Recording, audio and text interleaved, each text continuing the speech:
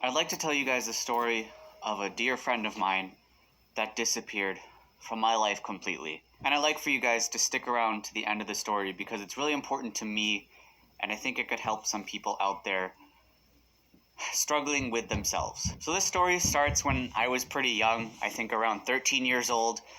And this is at a time where I didn't really have any friends and I didn't really know too many people at my school. But there was this thing called Odyssey of the Mind. And Odyssey of the Mind was a creative problem solving thing. It's kind of hard to explain, but you do creative problem solving, you do like a skit, and you also do a main challenge. And our challenge was to build a balsa wood, which is extremely weak wood structure, and you put weights on it one at a time until it finally breaks. This interested me because it was something different, something fun to do. I had saw a video of people going to Worlds, which was the end of the competition, and I aspired to go there one day. But starting Odyssey of the Mind, I needed a team, of course. So we went to the school meeting and we sort of found other kids that were interested in Odyssey of the Mind. And one of them is the friend that I eventually made that disappeared. At first, we were just mostly acquaintances, just kids excited to do this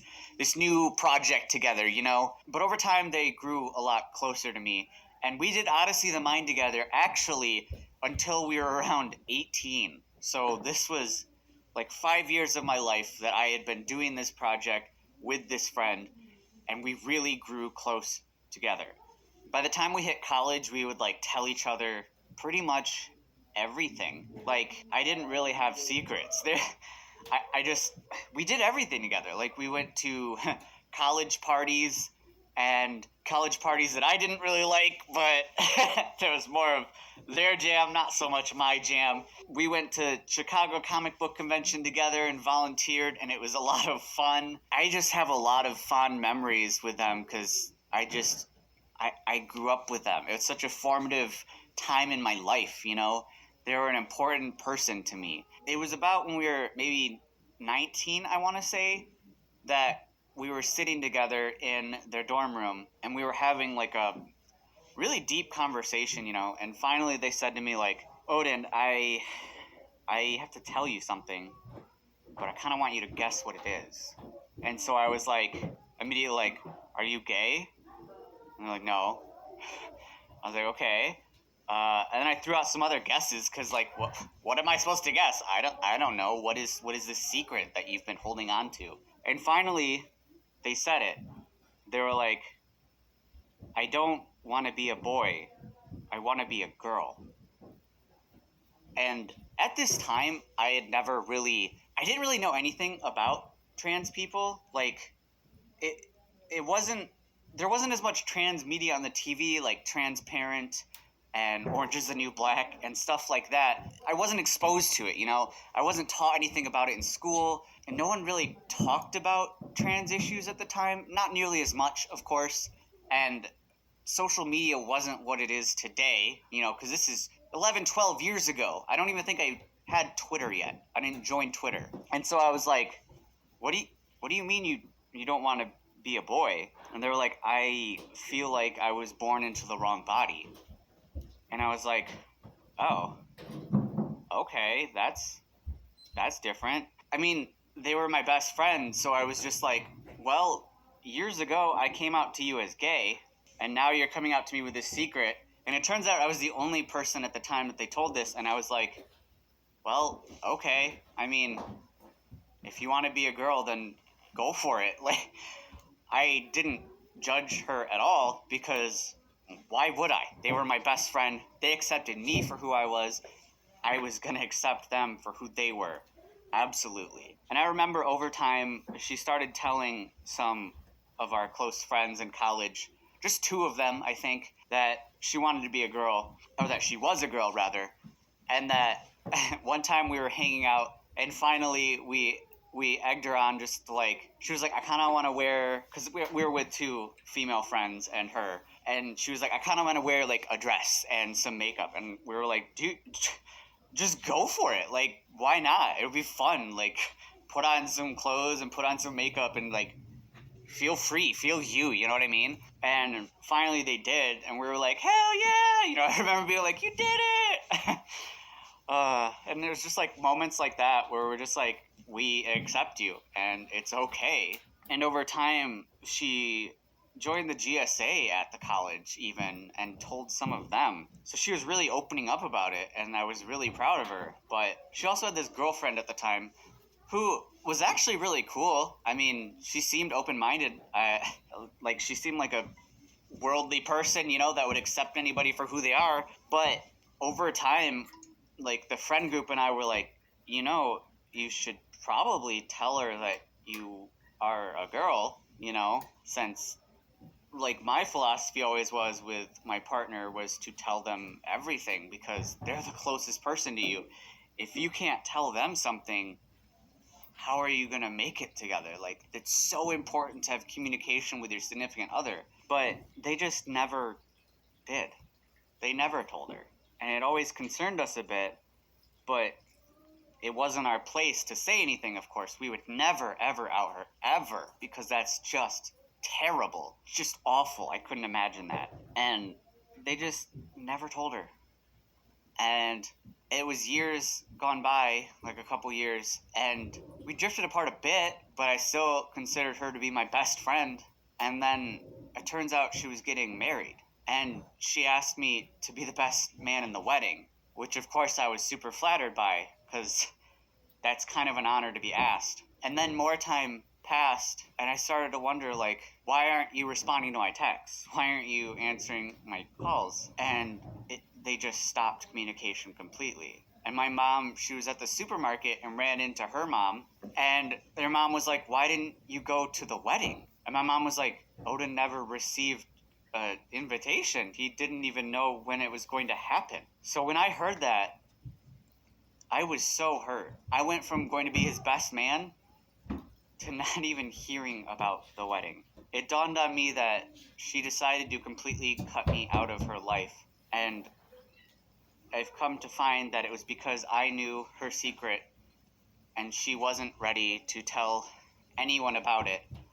And I think she just wanted to cut out the people in her life that knew about it, because the other two friends and I were also cut out of her life completely. And I don't understand what she must be going through.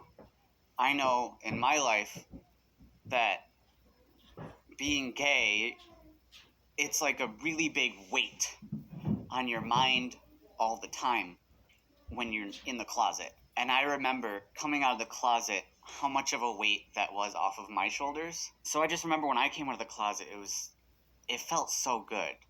I knew when she told me that she was actually a girl, like, to some extent I understood how relieving that must have been. But I feel so awful to this day that she cut me out of her life completely, because it could have been so different. If you accept who you are, and you admit who you are, and you live your life as who you are, I can guarantee you will be happier. I'm not saying you have to come out of the closet. I'm not saying you have to tell people if you're trans. That is not my decision. That is your decision. But I am saying, from my perspective, when I came out, I was so much happier with myself. And I know that I've had friends over the years that have also come out to me as trans, and I could see how much happier they were. Some of them got breast surgery. Some of them went on T. They were so excited to live as they felt they were inside, outwardly, finally. They were excited to just be who they were to the world, finally. And I just wish I could talk to that friend and help her, because I miss them. And I don't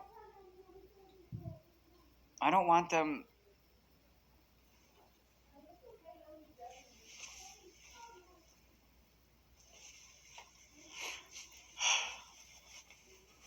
because I miss her.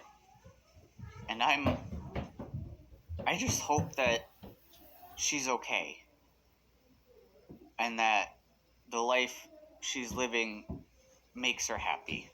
I really do. But I made this video because this is an important story to me, and I just want to tell people out there that I promise you, living life is who you are, be it gay, trans, whatever, just being you will make you so much happier. And if people don't accept you, then cut them the fuck out of your life, because honestly, you're so much better off without them. I want people to be happy. I want people to be themselves, and I want you to accept who you are inside and let it out and be happy. Honestly, the amount of people who choose to end their life because they remain closeted, or because they get hate, or they're picked on, it's terrible. So I would like to, instead of promote myself at all in this video, I would like to promote a charity called Trans Lifeline. You can support them in the pinned comment, because they help, and I think that's super important. As the LGBTQIA plus community, we need to support people in our community, because I don't want situations like what I went through and what they went through, and people I've seen worse than just disappear, but pass away. I don't want that to happen. So maybe donating to this will help. And if you can't do that, that's fine. You know what else helps? Just talking. Just keep an open dialogue. Support your friends for whoever they are. Even if you don't understand it or whatever, it doesn't matter. Just treat people like human beings. I just want to end this by saying it. As if you'd ever see one of my videos, but to my former best friend, I miss you, and I hope you're doing well. Bye-bye.